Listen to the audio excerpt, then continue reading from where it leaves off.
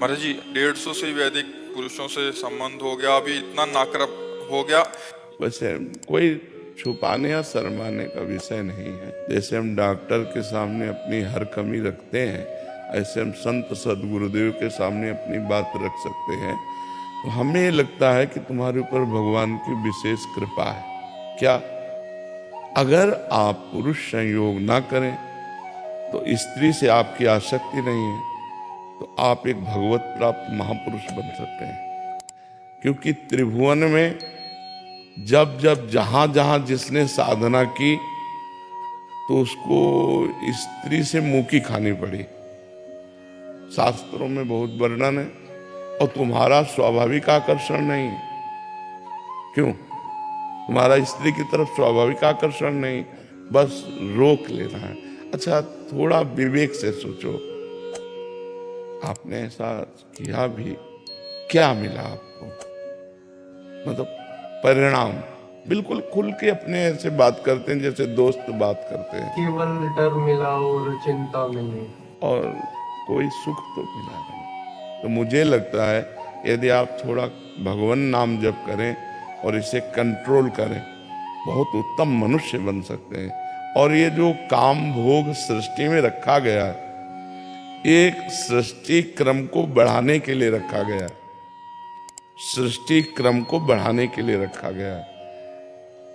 तो स्त्री और पुरुष का जो संयोग विधान शास्त्रीय है वो संतानोत्पत्ति के लिए है, ना कि केवल मनोरंजन के लिए। यदि आप थोड़ा विचारवान बन जाएं और अध्यात्म की शरण लेकर इसको शासन में लें तो आप बहुत अच्छे बन सकते हैं। क्योंकि धर्म पालन हेतु संभोग होगा नहीं, केवल भोग विलासिता मनोरंजन। तो हमें आप खुद अनुभव करके देखो, क्या आप ऐसा जीवन नष्ट करना चाहोगे? तो मुझे लगता है नियम और संयम में आना चाहिए।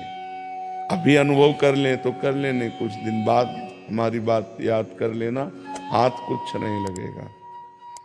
तो मुझे लगता है पूर्व संस्कारवश, ये आपकी कोई उपज नहीं है, ये आपकी कोई मनपसंद बात नहीं, आपके दिमाग में पूर्व प्रारब्ध वसात ये संस्कार है।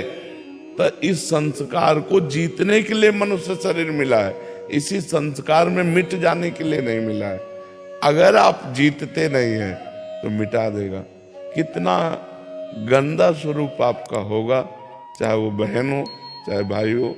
आप विचार करके देखो, उसके जीवन का मतलब क्या रहेगा? केवल मनोरंजन, धर्म से कोई मतलब नहीं इसमें।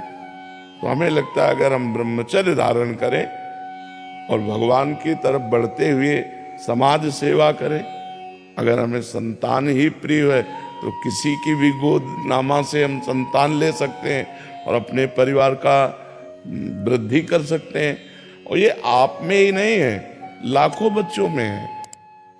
वो उनकी कोई उपज नहीं है कि वो अपनी उपजाए हैं, ये बात वो उनके स्वभाव में पूर्व प्रारब्ध से आई हुई है। पर वो विजय प्राप्त कर सकते हैं। अगर वो इस तरह से अपने जीवन को नष्ट करेंगे तो कब तक नष्ट करेंगे? देखो, अगर हमारी गंदी बात है तो हम कहीं भी जाएं, गंदी बात तो हमारी रहेगी। सुधार करने से ही हमारी बात बनेगी, नहीं तो जीवन बर्बाद हो जाएगा। बच्चा इसे खराब करती है। इसीलिए वर्तमान में राधा नाम जप करो, अधिक भगवान नाम जप करो, बलिष्ठ बनो, इंद्रिय विजयी बनो, समाज सेवा करो, माता पिता की सेवा करो। संतान की आवश्यकता हो तो बहुत से लोग ऐसे हैं जो अनाथालय में संतान दे देते हैं। बहुत से ऐसी सुविधाएं हैं जिनके द्वारा हम अपनी वंश परंपरा चलाने के लिए दूसरों की संतान, या अपने रिश्ते नातेदारों में बहुत से संतानें होती, हम किसी से गोदनामा लेकर अपनी संपत्ति का अधिकारी उसे बना सकते हैं। पढ़ाएं लिखाएं, उसकी सेवा करें। देखो, ये तो हमारे भाग्य में भेष था। भेष से भगवान की प्राप्ति नहीं होती, उद्देश्य से भगवान की प्राप्ति होती। आप गृहस्थ में रहिए, अच्छे पवित्र आचरण कीजिए, ब्रह्मचर्य का व्यवहार कीजिए। जैसा हमें जीवन मिला है, हम उस जीवन को सही मोड़ पे लाएं। ऐसा तो है कि हमारे गलत संस्कार हैं तो हम गलत संस्कारों की तरफ बढ़ते चले जाएं। अगर हमारे गलत संस्कार हैं, हम दोनों मित्र की तरह रहें, पवित्र रहें, अच्छे आचरण करें, दोनों मिलकर कमाएं और किसी गरीब की सेवा कर दें। बड़े बड़े ऐसे गरीब लोग हैं, बीमार लोग हैं, उनकी सेवा करें, नाम जप करें तो हमारा जीवन सार्थक हो जाए। इस तरह के जीवन में कोई